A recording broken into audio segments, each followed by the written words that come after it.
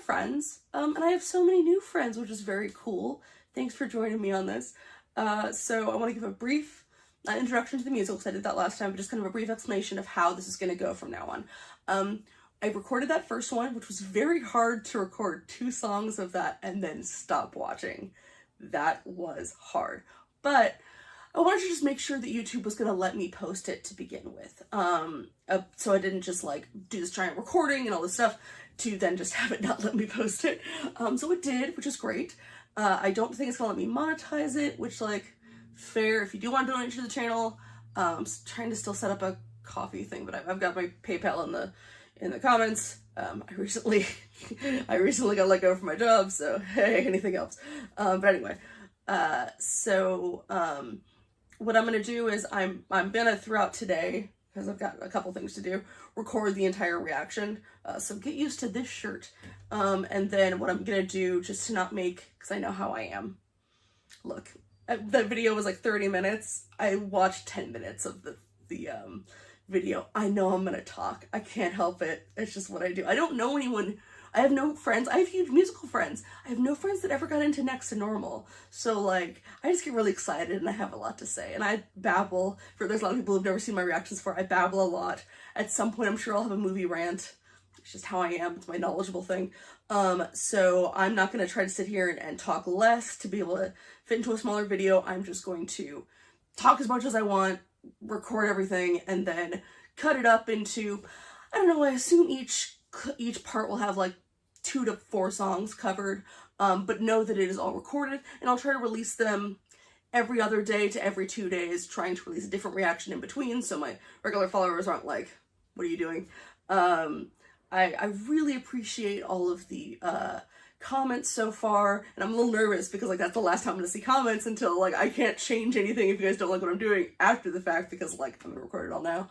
But yeah, I just want to say, like, that really, really kind comments. I'm so glad that people like what I had to say and are just happy to take this little journey with me. I've wanted to react to a musical for a while, and I actually thought my first one I was gonna do was gonna be Star Kids Cinderella's Castle, because I haven't seen that yet, which is gonna happen. And then I started doing Epic the Musical and then kind of stopped like 3 songs in. But maybe I'll go back to that eventually. Yeah, if you guys do want to see any other musical reactions, please let me know, because I would love to do them, whether they're for slime tutorials or pro shots or whatever they may be.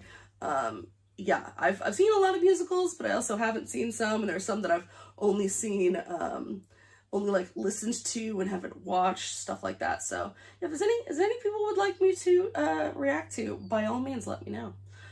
Or anything else, because I just react to whatever people tell me to do. I'm very easy that way. Anyway, yeah, let's go. I also will warn ahead of time that on this channel, I'm going to be obviously talking mostly about the stage direction, the musical itself. A reminder, this is not necessarily a reaction for people who have never seen Next Normal before. Please go watch it on pbs.com. I believe I was told it was through June, not till June. But it's definitely not for someone who doesn't know the story yet, because I'm approaching it as someone who knows this musical pretty well, but has never seen this version of it and is really excited to see a new staging. So I'm going to be talking a lot about comparing this staging to the Broadway version. But also, I talk pretty candidly on here about mental illness, and I have to imagine that's going to come up at some point. So before I get into stuff like that, I'll probably give a warning, but, you know, I talk a lot about my personal struggles with it and things like that. So let's just be very open on here and kind of talk about how I'm feeling while I'm watching something. So yeah, all that to say, I think we are about to hit, God, I usually jump around a lot when listening to this musical, so when I skip a lot of songs, sorry. I think next is next Perfect for You or Psychopharmacologist? I might have flipped those two, which I have to say, probably not songs I like as much as others seem to, but I did see in a comment someone said the staging for Psychopharmacologist is awesome, which is great, because I always thought it was just kind of whatever in the Broadway version. But I never really liked Henry, so I'm excited to see if they will make me like Henry. We'll see. All right, let's go.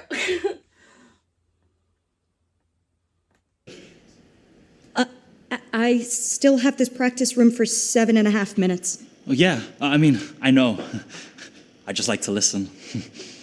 All right. I'm Henry. Natalie. Yeah, I know. It's a little creepy that you know. Well, we've gone to school together for like 6 years. Really? I sit behind you in 4 classes. Huh. I can't tell if he's doing a bad American accent or if he's just not trying to do an American accent. We're just gonna go with he's not trying to do one. And just Henry is sounds like maybe Scottish or Irish. I'm sorry, I'm gonna sound bad. I think he sounded Scottish to me. Also creepy. Maybe Irish. Oh, I'm so bad at this. Creepy. You're in here a lot. You know, before school and after. Right. 7 minutes. You give up way too easily. You're kind of a confusing person. You should meet my mother. I will say he's definitely realistically awkward. Which is pretty funny. Pink ones are taken with food, but not with the white ones. The white ones are taken with the round yellow ones, but not with the triangle yellow ones. I know that he's Dr. Fine. I do love that little neon sign that says Fine over it. It's pretty, not subtle, but very fun. The triangle yellow ones are taken with the oblong green ones with food, but not with the pink ones. If a train is leaving New York at 120 miles an hour, and another train is leaving St. Petersburg at the same time but going backwards, which train do you Who's get on? crazy? The husband or wife who's crazy to live their whole life believing that somehow things aren't as bizarre as they are. Who's crazy? The one who can't cope, or maybe the one who'll still hope, the one who sees doctors, or the one who just waits in the car. Again, right away, this is really, just these little changes, to me anyway, really changes the story. Because if I can remember correctly, during this sequence, Diana is alone in the doctor's office. Dan is seems to be anyway, not with her, and is kind of just like waiting outside, basically. And the fact that when this starts, they're standing next to each other, they're more of a united front, it seems like. And also, that he would think to go in with her. That he would try to be there with her. It's all just establishing that they are both just two people struggling in the face of just impossible situations. And that's the thing, is that like all of these characters are tragic. And I feel like that can get a little lost sometimes depending on what version you're watching. Because it's sort of, I don't know, I think that's so interesting. Because like when you watch a movie, it's always gonna be the same performance, but when you watch a musical, when you watch a stage production of anything, where different actors have played it, the slightest, phrasing on a line can fully change how you think about a character, and therefore fully change your version now of what that show is. I think that's so fascinating. I've seen Book of Mormon like 5 times, I've seen Wicked several times, and just the littlest bit makes me feel something like, oh, I never saw that about this relationship. Oh, interesting. It makes you rethink everything about the show. Isn't that cool? Live theater's neat. I would see it all the time if I could. That's the thing. Like, I would love to cover things with bootlegs on here, and I think bootlegs should be available to everyone because not everyone can afford it. But this whole idea that like it makes people not want to go see a show live. I saw plenty of bootlegs for Hamilton, but I was very happy to see it live. Like anything that you watch a bootleg for, it's like saying, oh, if they listen to a band CD, they're never gonna want to see them live. It just doesn't make sense to me. Anyway, also the way that like Diana in the Broadway version was just kind of sitting there listening to the doctor, whereas this one, like Diana's kind of pacing. She's clearly upset. She's feeling overwhelmed just by the list of medications, which. That little tray of meds, I've spoken on here quite a bit about. My mom and sister both struggle with chronic pain and chronic fatigue and several other unfortunate medical situations, and their medical their meds trays are truly absurd for the amount of stuff they have to take each day. So it's just giving me what that's like. Yeah, I don't know. I think just having him stand there really makes a difference to me. I think it's very interesting. And 25, and I loved a wife so alive, but now I believe I would settle for one who can drive. The round blue ones are taken with foo, but not with the oblong white ones. The white ones are taken with the round yellow ones, but not with the trapezoidal green ones. Break the green ones into thirds with a tiny chisel, put it all into a My mortar. psychopharmacologist and I, it's like an odd romance, intense and very intimate. We do our dance. I'm like, how'd you do that? It's magnetized. It took me a second. I'm like, oh, she's a magician. It's magnetized. I'm okay. My psychopharmacologist and I call it a lover's game. He knows my deepest secrets. I know his name. And though he'll never hold me, he'll always take my calls. It's truly like he told me. Without a little lift, the ballerina falls. There's just so much more dynamic here. I love all the movement. Oh, we got pills up there. Oh goodness, I forgot. Yeah, I think at the beginning of the show, she's only seeing a psychopharmacologist. She's not seeing like a talk therapist, which I don't recommend. I say currently doing that. I moved not long ago, so I found a psychiatrist to get my meds, but I haven't found a therapist here yet. It's not a good way to do things unless that works best for you. But clearly in this situation, I don't think it works best for her, as we will see. Goodman, Diana, bipolar disorder with delusional episodes, 16-year history of medication, adjustment after 4 weeks. I've got less anxiety, but I have headaches and blurry vision. And I can't feel my toes. So we'll try again, and eventually we'll get it right. Not a very exact science, is it? Zolofton, Taxil, and Buspar, and Xanax, Depakote, Clonopin, Ambien, Prozac. Ativan calms me when I see the bills. These are a few of my favorite pills. Okay. Hold on, okay, fine. Thank you, doctor. Valium is my favorite color. How'd you know? That's hilarious, having all of them wearing lab coats and the kind of using the pill bottles as little shakers is hilarious. I flinched a little bit at the mention of Prozac. Prozac's bad. Some people, I'm sorry, I'm sure it worked for some people. It led to the worst 48 hours of my entire existence. I personally, if you have my exact chemistry, do not recommend Prozac. That was truly horrific. It is so hard though, because like, when you're trying medications, you do go through this, and it's so disheartening and so frustrating, because you are going to potentially have some really bad side effects. In some ways, it's good because you really have to become aware of your body to know, like, I used to keep a little journal. I remember the summer I was trying to figure out what depression meds work best for me.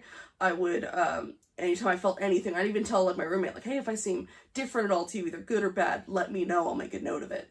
And there were some that were very obvious of, like, hey, I can't breathe, and I've had the worst, panic attack of my life. That's what Prozac caused. Or like with Wellbutrin, I just kind of stopped sleeping. I felt great, but I no longer needed sleep, and I think your body needs that, I've been told. But it is frustrating, because it's just like, if this does this does this, you can't find one that like doesn't do something. It's really annoying. I would always joke, less now because Harry Potter is a thing, but when I was telling someone about medication, I'm like, it's kind of like finding a wand in Harry Potter. Like, you're gonna break some vases, but when you find the right one, you get the little whoosh and it feels amazing, which eventually, hopefully, you find. But yeah. Oh, look, there's pills everywhere. I love little projections. So funny. It's just, the thing about jazz is, how do you ever know if you got it right? It's just making stuff up. Which is also known as the act of creation. Oh, you're one of those pretentious stoner types. That's totally not fair. I'm not pretentious. I'm definitely not classical. It's far too rigid and structured. There's no room for improvisation. You have to play the notes on the page. Yeah, and what did Mozart know anyway? He should have just smoked a bowl and jammed on Twinkle Twinkle Little Star. Yeah, let's do that. I could be wrong, but I thought I remember that always anything with them was always up above. And like down here was really all just Diana's stuff. That's interesting because I think I remember that being the case. Like anything that wasn't Diana centric wasn't really in the center, down below and like the main part of the stage. Which I think is great because I think it sort of shows that in this version anyway, everyone has centers. Like everyone is important. It's examining more the family than just kind of her. So far anyway, because I feel like they're giving more emotional importance to everybody because they're really showing the struggles everyone feels. That's the thing, is like when mental illness of this severe is in a family, it affects everybody. Yeah, that's I don't remember that in the broader one. That's really interesting. Goodman, Diana, second adjustment after 8 weeks. Delusions less frequent, but depressive state worse. I'm nauseous, and I'm constipated.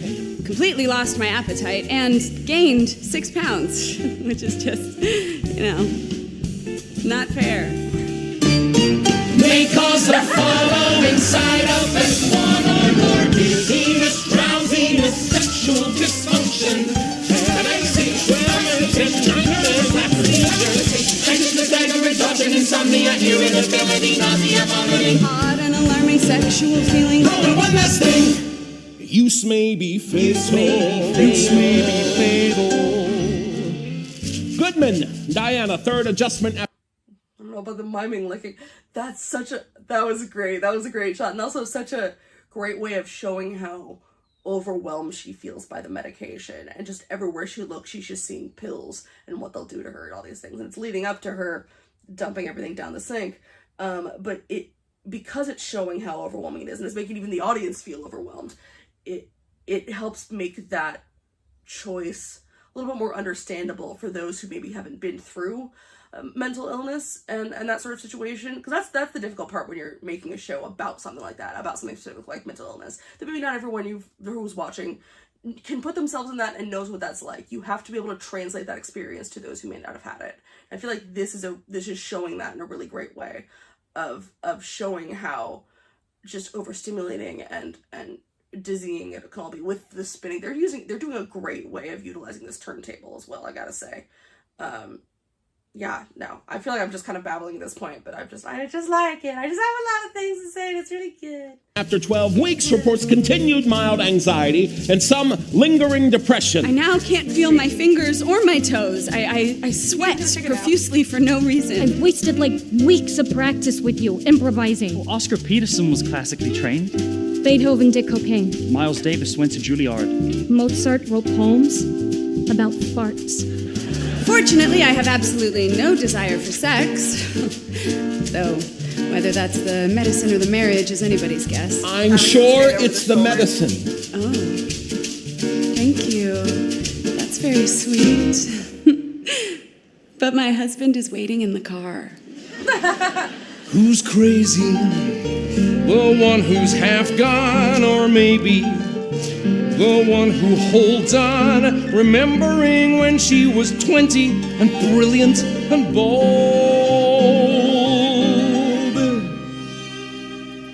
And I was so young and so dumb, and now I am old, and she was wicked and wired. The sex was simply inspired. Now there's no sex, she's depressed, and me, I'm just tired, but I'm tired, but I'm tired, but I'm tired, I'm crazy. The repeated paying for the thing, that's great. I think I guess he gave like slipping pills into her bag, and it's just being loaded with medication.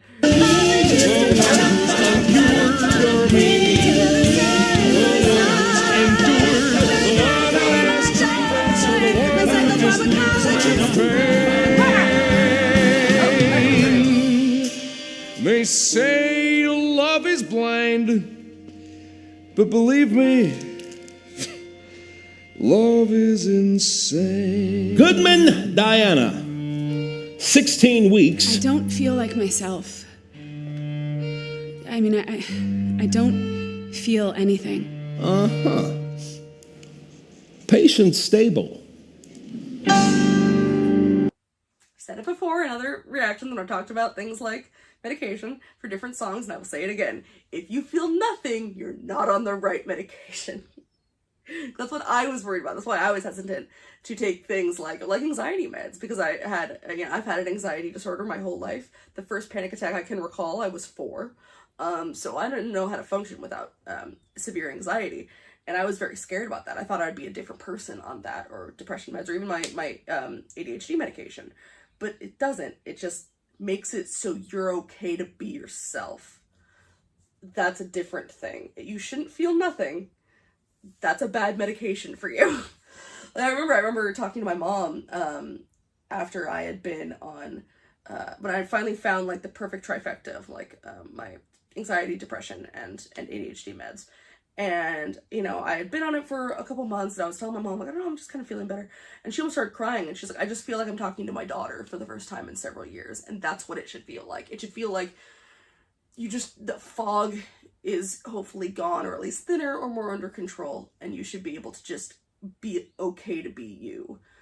If you're completely different, unless who you were was potentially like dangerous or something like that kind of situation, you shouldn't feel numb. That's not good. So, but I'm sure there are some doctors who believe numb is fine. So I don't think this is a ridiculous or incorrect portrayal of that, because I'm sure this is, in fact, I know this is some people's experience, but just as a note to all of you out there, just feeling nothing is not good.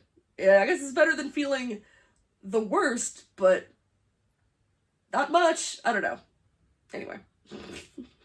I'll try to keep the mental health discussion to a minimum and more just focus on the musical. I'm sure it's what people want me to do, but I can't help it. When it's stuff like this, it's hard not to. That was really fun. That was a great... Sorry, I just rolled. That was a great staging. I've never been that engaged by that, that number. So fun.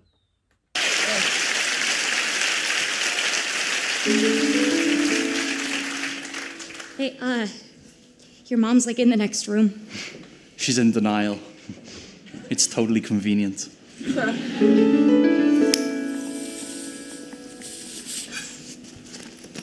Dude, it's therapeutic. Right. It's medical marijuana to treat your ADHD.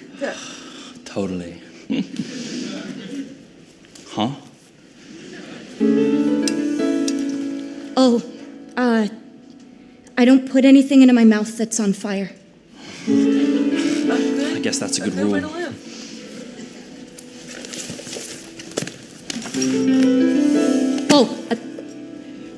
No.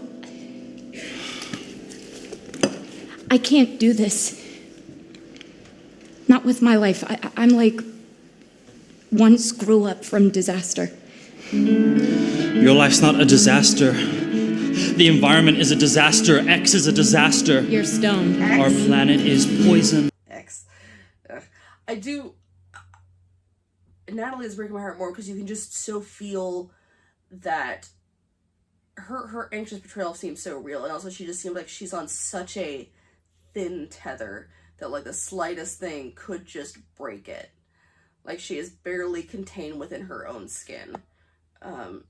You just kind of want to hug her a little bit, but you're also afraid if you hug her, you would upset her. Oops. The oceans, the air, around and beneath and above you. Henry, that's true, and I totally care. I'm trying to tell you I love you. What? The world is at war, filled with death and disease. We dance on the edge of destruction. The globe's getting warmer by deadly degrees. And this is one messed up seduction. This planet is pretty much broken beyond all repair. But one thing is working, if you're standing there, perfect for you. I could be perfect for you. I might be lazy. God, having her still on the stage, barely lit there, that shot right there is kind of everything. It's kind of everything, because the whole thing of Henry and Natalie being this sort of like, like a comparison, a parallel to what early Diana and Dan were, and then obviously Natalie's biggest fears being becoming her mother, and then sitting there and terrified to let someone love her because of what she's afraid she could become. And he's sitting there professing his love, and then Diana's just sitting there in the middle, hunched over. Everything that she's afraid of, standing in between the two of them. This separating thing. Oh, God, it is so good. That's the really great thing. The cool thing about Proshots is that, like, you could probably see that from the stage, or from the audience, I mean, but the way that they can frame it in a Proshot is really cool. It just adds another layer to the storytelling, because they can choose how they want to frame shots. And that's good. I like this show. A loner, a bit of a stoner, it's true, but I might be perfect. I'll make myself perfect for you. You square all the corners, I straighten the curves. You've got some nerve, Henry, and I'm just all nerve. But even if everything else turns to dirt, we'll be the one thing in this world that won't hurt. I can't fix what's messed up, but one thing I know I can do. I can be perfect for you. I can be perfect for you.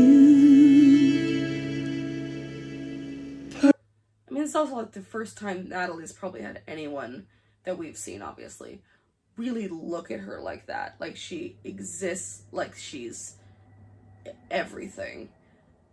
Regardless of how Henry's, a goofy stoner or whatever, it kind of doesn't matter, because it could, not that it could have been anyone, but I just mean that, like, Natalie's never had that before. Even her, her father loves her. Her mother and father both love her.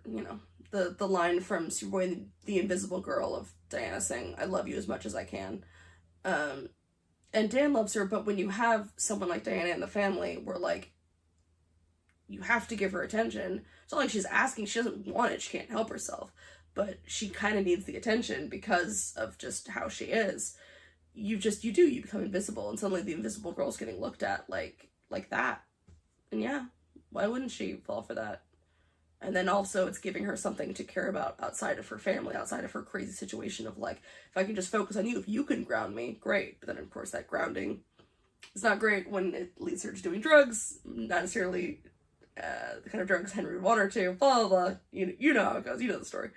Perfect for you.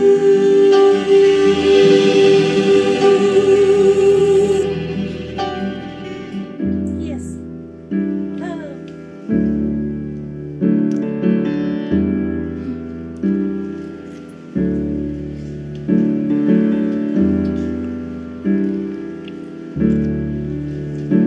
Nice house. Can I come in? Oh, no. Are you spying on your own daughter? When did she get a boyfriend? Ew. How did I miss this? Well, you kind of miss a lot. You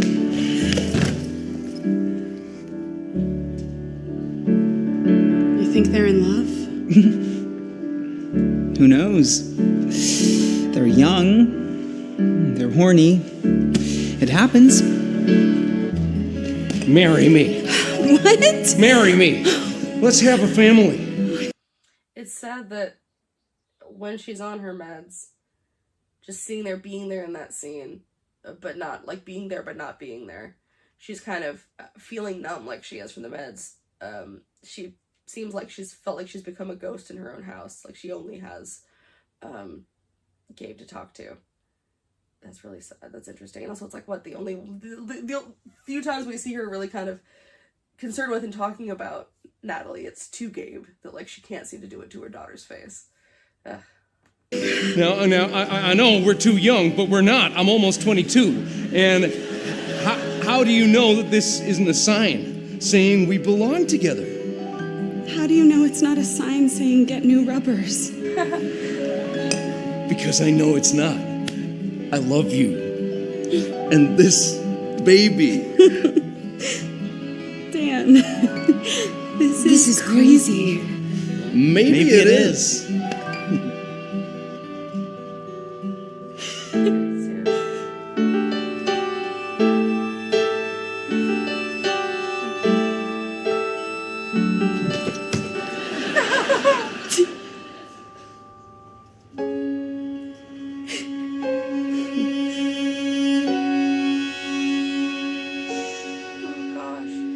There was a time.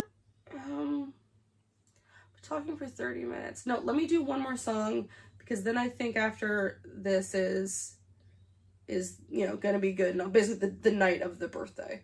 So let's do this, and then the next part will be that. I'm gonna try my best to kind of separate them as much as I can where it story wise makes sense. So we'll do this song that will in no way be devastating at all. It'll be fine. Time when I flew higher was a time the wild girl running free would be me. Now I see her feel the fire. Now I know she needs me there to share. I'm nowhere. Oh boy.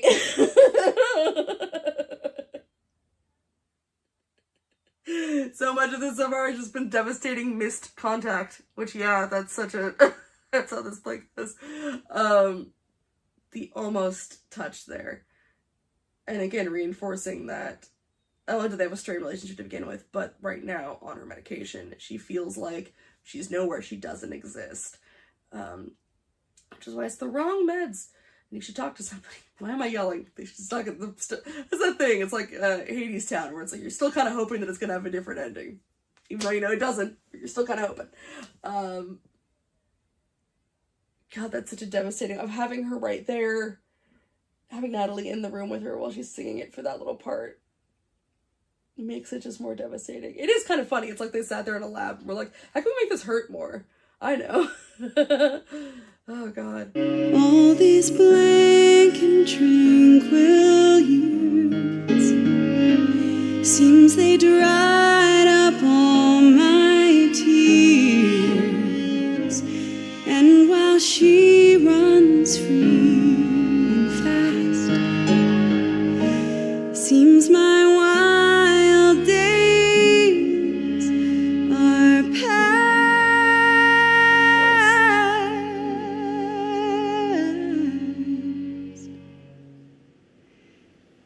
But I miss the mountains. I miss the dizzy heights, all the manic magic days, and the dark, depressing nights. I miss the mountains. The highs and lows, all the climbing, all the falling, all the while the wild wind blows. God, she sounds so beautiful. She sounds so beautiful. And you know, this song, I remember the first time I have goosebumps right now. The first time I saw this musical, I remember just thinking the song was fine. It wasn't until maybe the second or third that I'm like, no, that song's really beautiful. And this version is the most beautiful I've heard. I think that there's a... How do I explain this? What am I trying to say? This is why I should edit my reactions and I don't. Apologies. I think it's a difference between feeling like you're watching an actor or actress trying to portray a character's emotion, trying to portray their grief, which is obviously what they're doing. The difference between that and, like, I'm not sitting here looking like, I don't feel like this actress is trying to convince me about what Diana's feeling right now. I feel like I'm watching Diana like, we don't even exist to her in this moment. She is reliving these moments, these little smiles she has where she's lost in a memory we don't even know about. Like, that's just for her. And it feels more, I guess, voyeuristic. It feels almost like we're not supposed to be seeing this like really intimate moment. And that just makes it feel so much more real. And she just, God, she sounds beautiful. And yeah, when everything in your life has always been this, it is, even if the meds were great, it is a huge adjustment. Back to, like I said, I share my personal stuff on here. Back when I first got on really, really good anxiety meds, I had to go to my therapist more often to be like, hey, I don't know what to do when everything I've ever experienced is nothing but extreme anxiety. I'm not quite sure how to function without it. Like, that's when I needed to start actually taking Adderall, because I'm like, my brain is not being constantly fueled by extreme anxiety, and it's just looking around going, what do I do now? What was that happen? There is definitely a thing that I feel like a lot of people don't talk about, is when you do find a med that, whether it works well or does this and just kind of leaves you like that, it's a reason why I feel like you need the talking cure and the medicine cure if you're someone who needs medication, because you need to be able to talk about what it's like, the aftercare. There needs to be some aftercare with being on a medication, because when your brain suddenly doesn't work the way that it always has, even if it's working in a better way, it's still an adjustment. If you're used to those highs and lows and suddenly it's more even, in this case probably too even, that's a huge adjustment. And it's also why, a lot of people, it's an ongoing problem with people on medication. I know it's a big one for people with bipolar and a lot of other things. I've done it honestly before, where you convince yourself that you don't need to be on the meds anymore. You're like, I'm feeling better, so I can stop, right? And like, that's not how it works. And it's hard to realize that's not how it works. I've said it before in other reactions, don't talk about mental health, but there's a quote that I heard once and I kind of live by now, oddly enough, from a true crime podcast, where they were talking about a killer with mental illness, but the person talking about it, one of the hosts, suffers from bipolar and has since he was a kid, and the kind of motto he lives by is, mental health is not your fault, but it is your responsibility. Like, you didn't make your brain this way. You didn't do this to yourself, but it's your responsibility to take care of it, to be able to be safe and to be able to live a life. And yeah, this is just everything about this show. If I could narrow this production so far, like 25 minutes in, God, it's so hilarious. I feel like I'm watching it for so long and I haven't, down to one word so far, it would just be honest. Everything about it just feels incredibly honest. I know someone in the comments mentioned that this production kind of did a lot of work with, people in mental health. What am I trying to say? Like, I guess professionals in mental health places. I'm sorry, my brain. I'm on no sleep. I don't sleep very often, so I'm a little fried right now. But I think that's great, because I think that sometimes the original production suffered a little bit from being maybe having great intentions, but sometimes being a little maybe tone deaf, or just had trouble executing certain aspects that it seems like so far, and I hope it continues to really do well. I'm babbling again. I apologize. I tend to apologize for that, but look, it's I talk too much. It's just how it is. Such is the way of my reactions. I never show up. All right, let's go. But gosh, this is truly beautiful. Stinging you with snow and soaking you with rain. I miss the mountains. I miss the pain.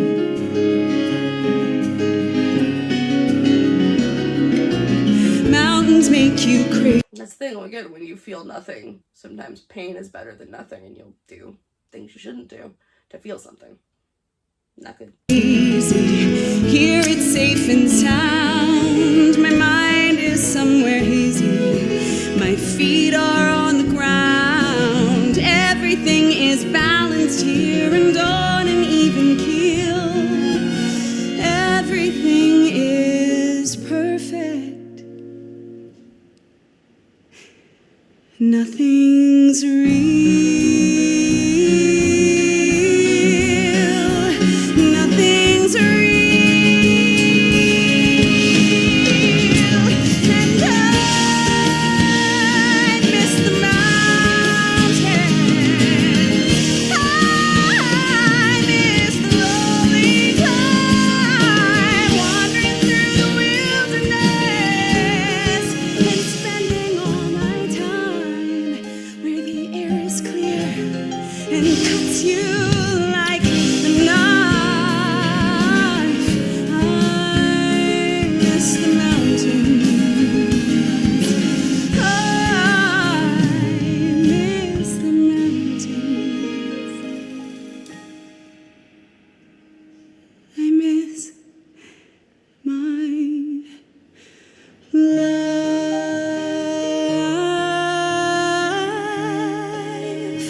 I miss my life.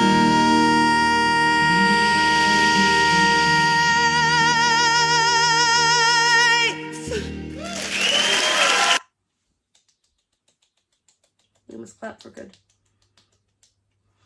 Is that extra guilt I'm sure she feels that, like, everyone in the family probably seems a lot happier, but she's like, you know, how can they be happier when I feel like a ghost, when I feel like nothing? Is this the better version of me? And then that plays into you, and it's just, again, it's a bunch of people in an impossible situation. And I feel like sometimes, I like I said, I don't have any friends that are into Next to Normal, so I haven't really engaged much in, like, Next to Normal discussions and discourse, but every so often I will see a little bit of it that kind of makes me side-eye a little bit, because it's like, it's almost like they're trying to find a villain, and there is no villain. The villain is mental illness and baby death. It's not a person. There's certain people who I'm sure, Gabe, honestly, in the version Broadway version, seems sort of not a villain, but he's got a bit of a sinister quality in him that so far has been kind of lacking from this one, which I think is really interesting.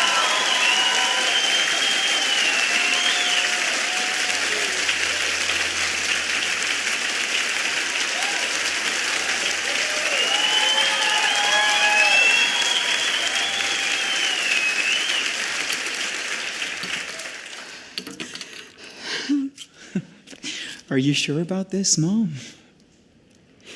What, you think it's a bad idea?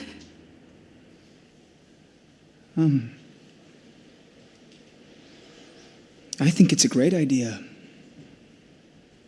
Yeah, I think you're brave. What will your father think? Nothing. If he doesn't know.